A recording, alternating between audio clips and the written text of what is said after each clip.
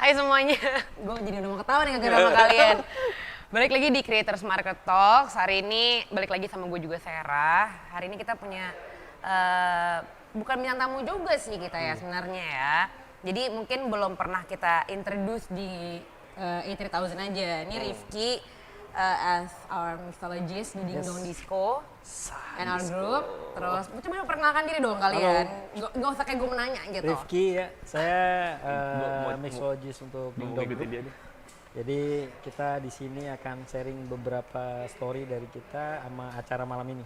Oke, acara malam ini ya. Iya. Gak boleh perkenalkan diri tapi bukan kamera yang ini, kamera yang ini. Oke, hai, gue Aga. Gue lebih ke, kalau dia kan mixologist, kalau gue lebih ke arah coffee profesional.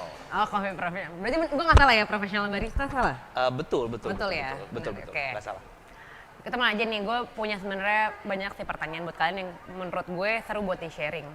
Nah, kapan sih kalian tuh pertama kali, ini menurut gue ini penting ya, karena gue udah pernah ngobrol sama kalian dan tau lah sedikit cerita kalian yang dalam juga gitu. Iya, Sir. Iya, kan teleponan kemarin. Nggak, lu merasa itu dalam ya? Emang enggak ya? Oh iya, kenapa gue nanya lo kan kemarin berdua ya? Iya. Jadi boleh nggak diceritain kayak kapan sih mungkin Loki sama lo kayak pertama kali kalian tahu kayak this is it nih, ini hal yang gue suka gitu, kayak either kayak dari ya creating coffee, terus kayak lo bikin gimana sih pencampuran minuman gitu. Lo pertama kali jatuh cinta tuh kapan sih? Gue dulu. Iya. Kalau gua nggak, ini semua sih sebenarnya nggak disengaja ya, Sir. Maksudnya karena gua nggak pernah bercita-cita untuk menjadi coffee professional, atau gua nggak pernah bercita-cita menjadi barista gitu. Oke. Ini lebih kayak organik aja. Jadi awalnya gua beneran cuma part time di sebuah coffee shop, tapi gue melihat kalau ternyata industri kopi ini kan sebenarnya emang baru mulai happening tuh, atau bukan happening lah ya. Sebenarnya udah lama banget, tapi baru mulai anak muda tuh Dapat attention involve anak gitu muda, ya, ya. betul. Itu tahun 2015. Oke. Jadi gue sadar kalau ternyata gue dari 2009 sebenarnya. Lumayan 11 tahun ya hampir ya. Jadi dulu gue part time kuliah sambil kerja. Nah, kerja gue tuh di restoran, di coffee shop. Karena jamnya fleksibel, jadi gue ngerasa kalau kayaknya gue nyaman deh gitu. Dapat duit, lo bisa ngisi waktu luang dan ya kayak gitulah gitu. Terus 4 tahun berjalan, gue ngerasa kalau ternyata nih industri kopi ini menarik nih. Kenapa sih kok nggak banyak yang suka sama, maksudnya bukan yang suka ya, kenapa sih orang nggak banyak tuh melihat ini ada karirnya? Mungkin gue salah satunya orang yang bisa melihat kalau ini ada karir. Dari awal tuh? Dari awal. Nggak awal banget ya. Mungkin di tahun pertama gue melihat kok ini, menurut gue ini ada karir path-nya. Menurut gue. Tapi sebenarnya balik lagi, kalau misalkan lo mau dapetin karir path di mungkin pekerjaan yang niche ya saat itu ya. Saat itu kan pekerjaannya nggak sangat tidak dilihat ya. Mungkin kalau bartender dari dulu sampai sekarang itu pride-nya ada. Tapi kalau barista nggak pernah ada men gitu. Maksudnya nggak pernah ada sama sekali orang yang kayak abis lulus sekolah gue menjadi barista. Mungkin sekarang iya. Tapi back then 2009 tuh nggak ada gitu. Jadi gue melihat kalau ternyata pertama belum banyak orang yang memang involvementnya tuh sampai sedip itu di kopi saat itu ya, dan anak muda. Yang kedua, menurut gue karir path-nya ada. Yang ketiga, gue seneng banget ternyata di industri ini. Kenapa? Karena ini kan industri hospitality. Basically gue suka sharing. Jadi gue kalau misalkan kayak punya knowledge baru, gitu gue pasti kasih ke orang. Nah, coffee shop ini jadi etalase gue. Keren. Jadi etalase gue untuk gue bisa sharing. Di luar itu, gue sadar kalau mungkin gue udah setelah 5 tahun, gue melihat kalau ternyata kopi nih bukan sebuah minuman doang, tapi kayak lo kalau misalkan dig deeper gitu ya, lo bisa belajar banyak hal. Contoh kita waktu sekolah dulu kan pernah belajar kimia, di kopi ada sains gitu. Ada sains. Kalau lo jadi kopi nih, airnya itu ada yang namanya ada kalsium, ada bikarbonat, ada lain-lain lah, bentuknya sains gitu ya. Belajar fisika di roasting tuh ada gitu. Lo ngomongin thermal transition, lo ngomongin equilibrium, lo ngomongin first crack caramelization, itu kan semua ada pelajaran fisika. Matematika ada banget gitu ya. Lo ngomongin rasio 20 gram kopi, outnya berapa. Terus ngomongin sejarah banget. Zaman kita dijajah Belanda, salah satu komoditi yang paling saat itu direbutkan adalah kopi. Banyak hal gitu. Jadi gue yang nggak ada tuh PPKN sama PLKJ doang. Yang kayak gimana cara nyetrikain bener gitu ya. Udah sama rapi kertakes, belum? ada kertakes. PLKJ nanti Ini malam. ketahuan umur kali ya. Akhirnya itu tidak terpakai ya ternyata ya. Oke, untung udah nggak ada nih sekarang. Ya, jadi gue ngeliat kayak menurut gue ini ada karir path-nya dan belum banyak orang yang involvementnya sedip itu. Nah, jadi gue mencoba untuk menjadi salah satu orang mungkin saat itu yang yaudah deh gue coba deh at least sampai mana gue pengen tahu gitu. Oke. Itu dari 2009 berarti? 2009. Setelah itu lo langsung lanjut nih? Setelah itu gua 2013, jadi 2012 tuh gua ketemu sama satu komunitas namanya Barista Underground Society saat itu. Karena waktu itu gua sendirian 2009 sampai 2012 tuh gua nggak tahu kalau ternyata ada kayak semacam community. Coffee ini kan community base ya. Sama, mungkin kalau ngomongin bartending juga community base. Once lo take over yang datang tuh kan pasti teman-teman lo, support lo gitu ya. Jadi sama, kalau kopi tuh kayak lu buka coffee shop yang datang pasti kayak circle industri kopi lo gitu. Jadi kayak semakin besar komunitinya, industrinya semakin solid, semakin besar juga. Nah, saat itu gue melihat kalau ternyata gue harus tap in ke community biar gue tuh kayak tahu ternyata apa sih sebenarnya yang sedang kalian diskusikan gitu. Mungkin kayak mulai dari ngulik bahan baku, ngulik metode dan lain-lain gitu ya. Sampai akhirnya gue ikut kompetisi pertama kali gue 2012 itu 2012 ya. Dan itu kompetisi pertama kali gue dan gue gambling aja, gue ikut tujuan gue ikut adalah gue cuma pengen kenal sama yang lain. Ya, itu lo belum berharap kayak belum berharap menang, ambisius kayak nggak mau ada sama ini sekali, gitu nggak ya. ada. First competition, First competition, ya. Dan menang gue akhirnya di saat itu. Gue menang. Cheers Ada dulu buat esensi yang menang sombong tadi. tuh jadi. Cheers. Cheers ya. Bukan Menang itu nggak mudah. menang betul. Oke, tapi gue setuju, bercanda kali gak. Nggak apa-apa, emang gue sombong dikit. Oh ya. Enggak bercanda. Enggak men, enggak. Oke. Gue Itu bangga aja, 2012 gue bangga ya. Iya. Ya nanya lo nyari teman, tapi dapat teman, ternyata lo menang juga. Betul. Gitu. Sebenarnya tadinya gue nggak ditemenin, Ser. Nggak beneran. Karena maksudnya gini, gue kan anak baru ceritanya di komunitas. Tiba-tiba lo masuk, lo siapa sih sebenarnya? Saat gue menang baru gue ditemenin. Masih di underestimate lah, Masih anak baru underestimate. nih, Saat gue ya. menang kayak, gue temenan dong sama lo, traktir gue dong kalau menang kayak gitu. Nah menurut gue itu salah satu. Culture Indo. Iya. Banget sih. Tapi menurut gue itu kayak entrance gue aja. Jadi kayak menurut gue itu oke, ini lucky gue dapet kayak gue beruntung. Terus habis itu gue akhirnya bisa kenal sama yang lain dan ya gue ngerasa kalau ternyata ini harusnya hidup nih kalau dikembangin lagi. Iya. Dari situ gue mulai udah tertarik sama kompetisi dan gue ngerasa kalau kompetisi ini sebenarnya momen dimana gue tuh harus upgrade in terms of skill, in terms of knowledge, in terms of apalagi hospitality, customer service gitu ya. Karena kalau nggak ada kompetisi gue gini-gini aja. Oke. Nggak ada trigger untuk gue latihan, nggak ada trigger untuk gue ngulik gitu. Explore lagi, Betul. ya. Jadi kalau sekarang ditanya kompetisi tujuan lo apa sih sebenarnya buat menang? Kalau misalkan ngomongin menang, gue top 6 sudah pasti. Nggak itu maksudnya gini, ini psikologi ya. Karena maksudnya orang beneran, Ser. Iya, gue percaya. Enggak, karena orang lama, ngerti gak sih lo? Maksudnya kayak orang yang mukanya udah sering di kompetisi, juri pun pasti ngerasa kalau kayak ini gue harus juri dia nih, ngerti gak? Kayak pasti sekeren apa sih gitu. Maksudnya sedetail apa sih ininya. Dan gue kan juga ada pressure karena gue pernah berapa kali menang. Jadi gue kayak nggak mungkin gue nggak ngasih yang terbaik. Iya, bener. Ya, jadi pressure. Gitu. Mempertahankan lebih sulit ya. Nah, maksud gue Jadi itu. Pak, ya. Itu gimana? Jangan. Iya kan? Kalau udah kelar nih ceritanya. Kayak lagi. Yang itu kasih bahasnya quotes nanti. gitu, Iya. ya. Oke. Oke. Gitu. Menarik. Nah, oke. Berarti lo dari 2000, enggak, udah cukup lama tuh ya. Kalau lo Ki, dari tahun berapa? Gua awal mulai Atau masuk, mungkin ada senjang ini kali ya, generasinya soalnya. enggak, lamaan dia. Jadi gue pertama kali masuk bar itu Lamaan gue. Maksud lu tuan gue. pengalamannya. Tuan lu. Experience-nya. Experience di dunia Lo beverage ini 90-an gak sih kita? kelahiran kita sama. 90 dia 89. Ngarang banget loh. Halo, jangan Kita satu dipercaya angkatan ya. kalau masalah umur. Tapi pengalaman lu duluan untuk nyemplung di beverage ini. Sebelum beverage mau kopi, teh, jus atau apapun ya, itu kan beverage semua.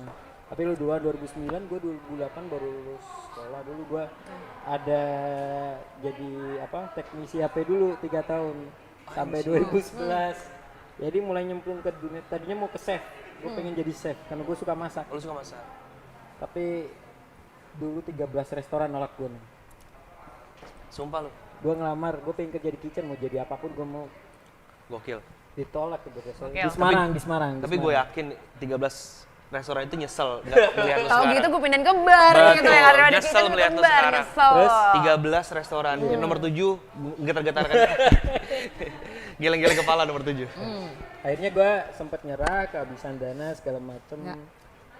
Sempat ngamen juga dulu, terus akhirnya ketemulah salah satu restoran yang chefnya gue kenal. Tuh masih saudara. Terus dia ngasih gue waktu itu. Lu pakai ordal, lu pakai ordal.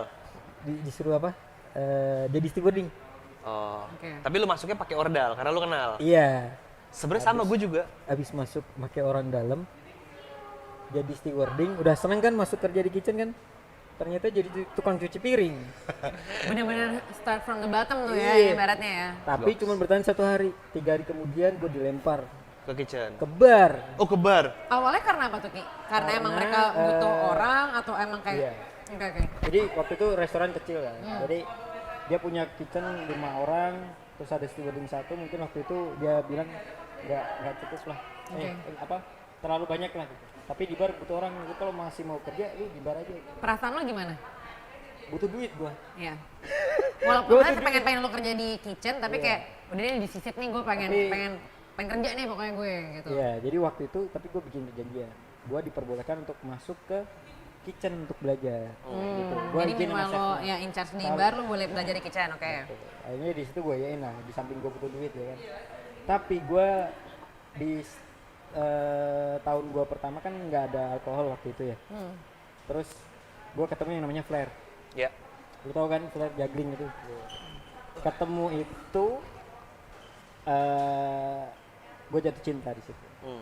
Nah, sejak 2012 berarti 2012 itu gue belum pegang alkohol. 2013 gue baru pindah ke salah satu karaoke bar di Semarang. Di situ gue baru Kalau di- Lo berawal di Semarang ya? Kalau Iya, kalau di oke. karaoke bar tuh maksudnya yang kira-kira job desk-nya apa aja selain bikin kopi? Bikin Bikin minuman? kopi.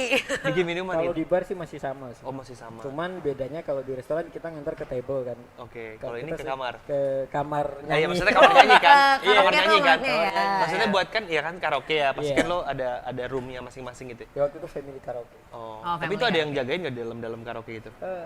Nggak ada. Oh, nggak ada. Jadi karena family jadi dipanggil aja. Oh, dipanggil. Iya, oke. Terus Servisnya dipanggil. Servisnya dipanggil ya. dipanggil. Terus habis itu 2014 sempat ke Malaysia sebentar. Explore di sana. Habis itu 2016 baru ke Berapa lama Ki di Malaysia? cuman nggak ada setahun, cuman 10 Oke. bulan. Terus habis itu 2016 baru dapat kesempatan ke Dubai. Nah, awalnya gimana tuh bisa ke Dubai tuh Ki? Selama ini kan gua- gue taunya pokoknya bareng ini sama Dika adalah di Dubai gitu. Kisah gue kedua, gue mencapai suatu karena kegagalan. Oke. Gue gagal jadi kerja di Chef? kitchen tadi, terus jadi bartender. Gue ke Dubai karena gue gagal ke kapal. Oh, Oh, awalnya lo mau di kapal, Gue oke. pengen kapal, pengen mana? gila. Pengen nyari duit yang gede gitu. Anak kapal. Tapi gue nggak berhasil Ya. karena di situ waktu itu masih jalan belum terbuka lebar. Oke. Atau mungkin gue yang belum tahu jalannya gitu. Jadi masih membutuhkan dana banyak. Ya. Dan gue nggak ada dana. Akhirnya ketemulah kesempatan ke Dubai yang pas diterima ternyata semuanya free. Tiket diberikan, Iya. visa Di cover diberikan, semua ya. sampai sana dijemput, Iya, tempat iya. tinggal dikasih, Menarik. makan dikasih, akomodasi sama Menarik. transportasi full di provide di sana. Jadi Oh, waktu itu benar-benar kesempatan yang bagus. Nah di Dubai itulah gue mulai benar-benar fokus karena di sana memang kesempatannya banyak. Jadi kita Ya. kita itu sebagai bar di sana dapat training dari masternya langsung global gitu. Bahkan di sana juga kopi juga banyak Ya. gitu loh. Kita jadi nggak belajar alkohol doang, nggak satu brand alkohol gitu nggak. Tapi Ya. di sana training kopinya langsung I see. segala macam. Mereka bawa langsung dari global ambassadornya Iya. dibawa ke Dubai. Semua orang di-invite dan itu gratis. Mereka nggak pernah buka training session yang lu harus bayar, nggak ada. Ya. Lu cuma harus daftar lewat online, lu datang begitu doang. Dan kalau lu beruntung lu dapat merchandise. I see. Itu yang paling asik. Tapi difasilitasin semua berarti ya? Difasilitasin semua. Lu cuma perlu datang aja. Ya. Lu datang, kalau Ya. nggak full lu datang. Ya. Oke. Ya gitu. Nice. Itu keren di sana 3 tahun, beberapa kompetisi. Alhamdulillah cuma sampai final. Nggak apa, itu aku pertanyaan Nggak, lain. mana? Kalau pertama kali kerja berarti di mana Ki? Kan ada St. Regis sempet kan ya? Sempat di Dubai dulu Le Meridian. Di Meridian, Gua oke. kerja di Barasti Beach Bar. Itu beach bar paling gede di Dubai. Berarti kalau di Dubai beach bar tuh maksudnya di pantai tuh kayak Pantai. Oh, oke. Kenalin host kita yang baru.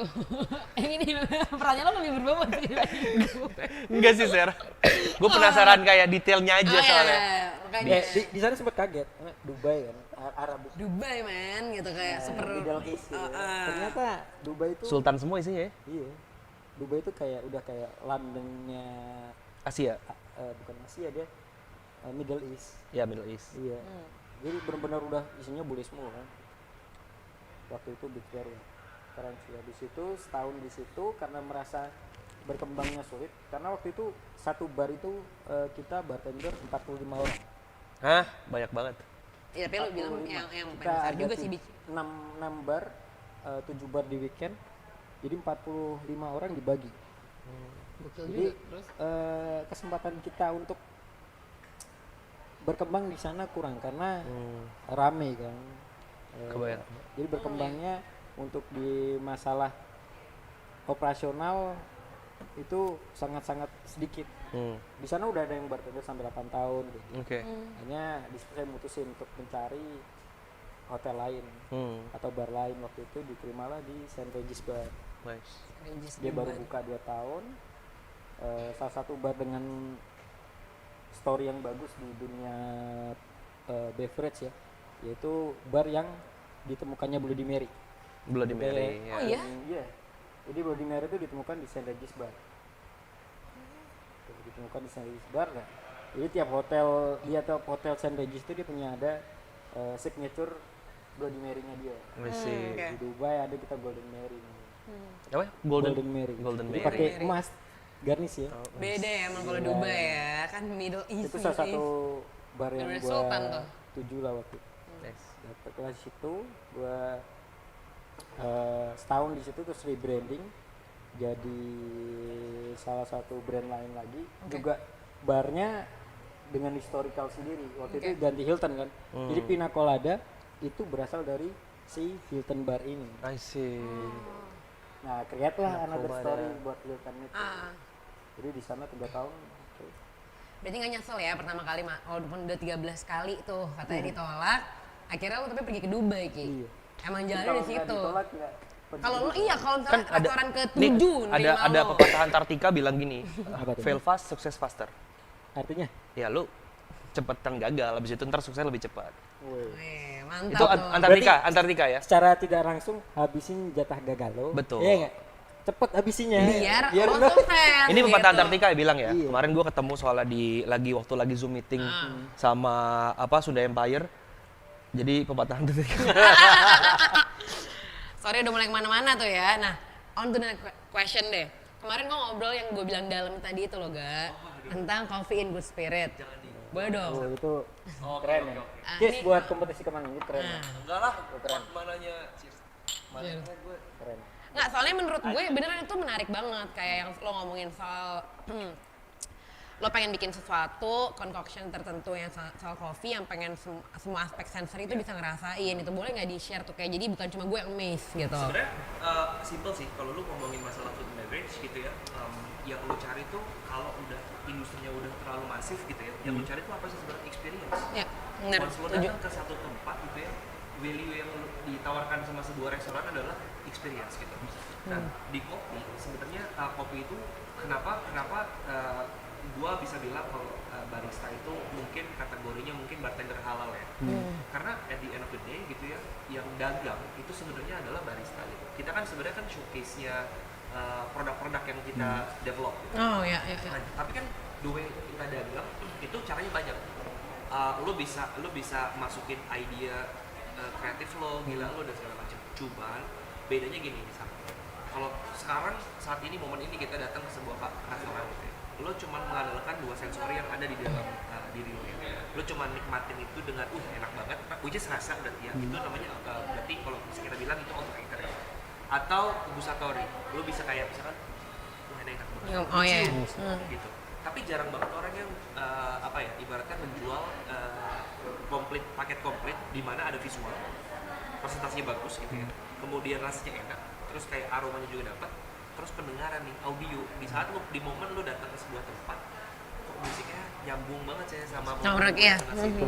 Sama satu lagi sentuhan. Sentuhan itu lebih ke arah experience-nya adalah misalkan kayak kita bermain, kalau mungkin di bartending sama di kopi mirip-mirip. Kita bermain dengan pilihan gelas atau pilihan misalkan tools atau ya glassware, tools dan lain-lainnya supaya secara nggak langsung waktu lu pegang dan lu angkat gitu ya, kok ada sesuatu gitu. Yeah. Jadi kayak secara nggak langsung nih tangan lo gitu ya, sensor lo itu ngirim sinyal ke otak kalau oke.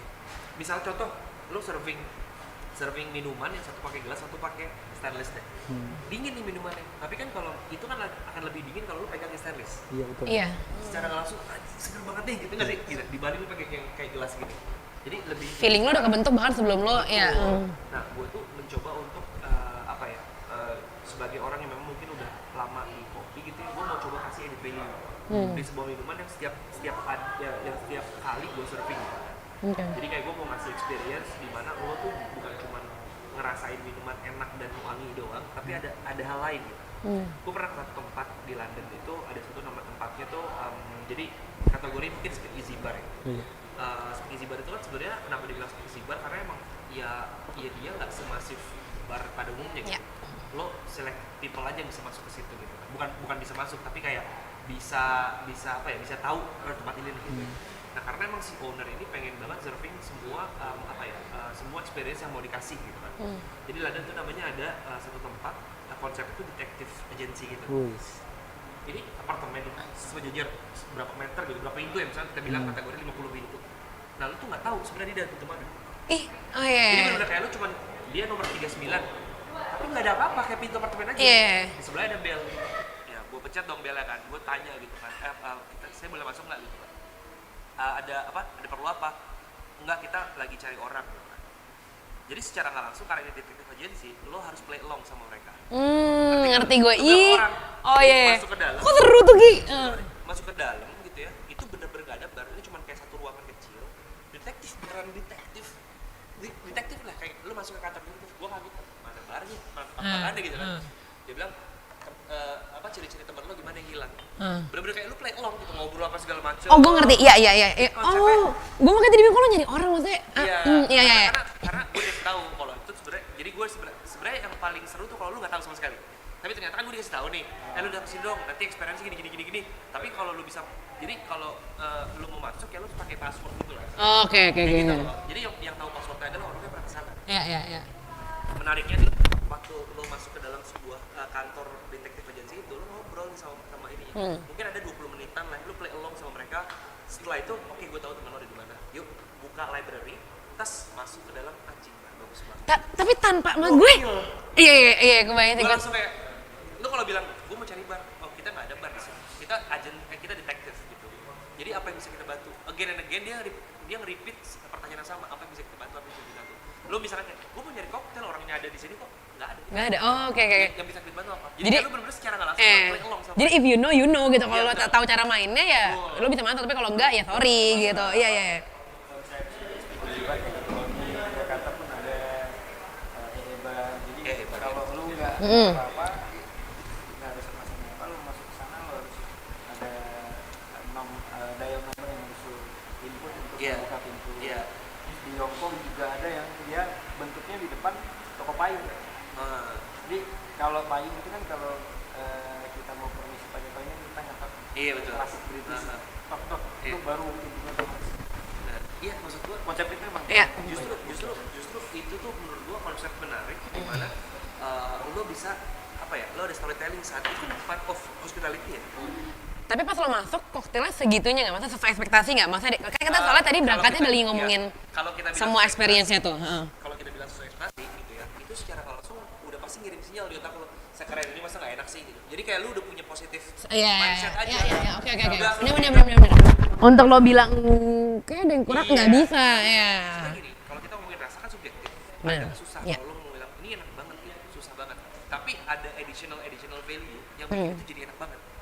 Ya, Ngerti ngerti gue. Bukan cuma Bener. Iya.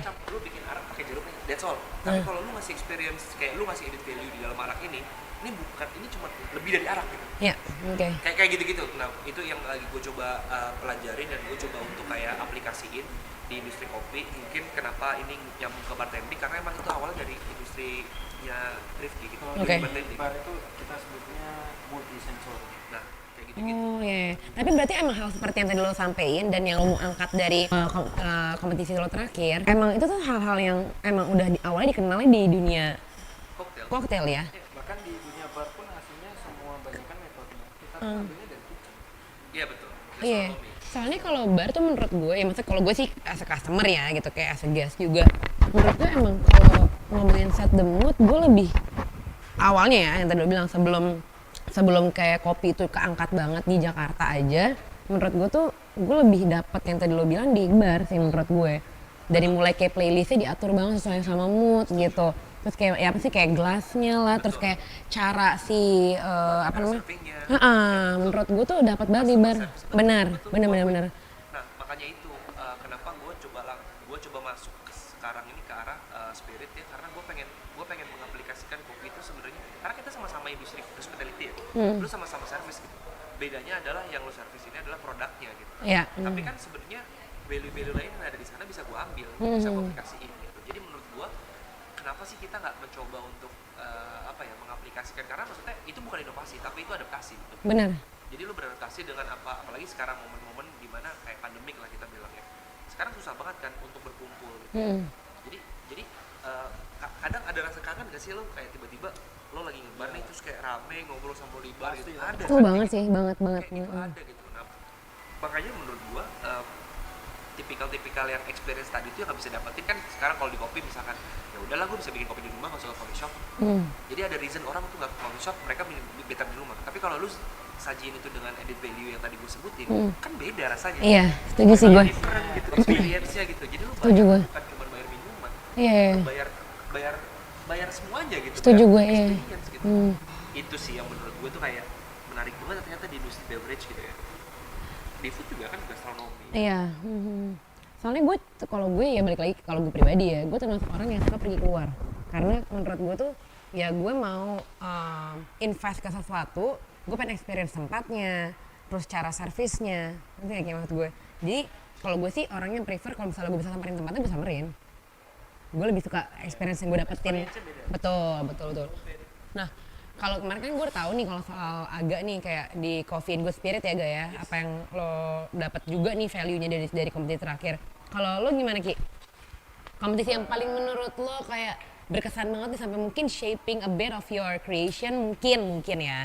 Karena menurut gue pas gue ngobrol sama Aga kemarin by phone yang gue udah teror dia ini, somehow yang gue tangkap ya Aga, maksudnya correct me if I'm wrong, sebenarnya itu value yang lo pengen tapi ke shape di kompetisinya gitu, kayak emang finalisnya di challenge untuk menghadirkan yang tadi lo bilang multisensory itu gitu. Nah mungkin kalau dari lo kayak ada nggak? Kompetisi yang paling berkesan kompetisi si Monin ya. Karena waktu itu jadi di Monin itu Morning Cup ya? Iya, Morning Cup itu di Dubai. Tahun ini kita koktail, tahun depan kita kopi. Oh, oke. Nah, pas tahun kopi itu karena tahun sebelumnya masuk final, tahun kedepannya diundang untuk mengikuti kompetisi itu. Submit nanti kopi di waktu itu. Kita harus membawakan tradisi atau culture dari negara masing-masing atau dari negara orang. Ih seru. Terus lo bawa apa? Waktu itu negara orang gue nggak banyak, gue negara orang masih sebelum ke Dubai cuma Malaysia, Thailand, Singapura. Ya. Masih Asia juga kan. Artinya gue nggak paham minuman mereka apa sih. Berarti lo bawa culture Indonesia dong ke sana. Di Malaysia di Aceh juga ada. Iya, betul. Bener sih itu. Bawa lah yang ada dari es dawet. Oke. Menarik. Dawet cincau. Akhirnya gue di sana coba pakai semua tradisional Indonesia. Kayak cupnya gue pakai batok kelapa. Terus gue bikin dawet sendiri. Gue kombinasi sama kopi waktu itu. Jadi menampilkan sesuatu yang beda buat dia. Iya. Bahwa kopi itu nggak cuma culture tapi flavornya juga bisa dibawa ke arah yang berbeda. Ya. Responnya apa tuh Ki? Lo bawa es dawet? Mereka wow. Iya. Mereka wow. Cuman Dibawa es dawet ke Dubai tuh. waktu itu gua fail di mesin kopi. Karena waktu kita semifinal kita mesin kopinya beda sama pas final. Oke. Sedangkan 1 hari sebelumnya kita diperbolehkan untuk training di sana dengan mesin yang berbeda.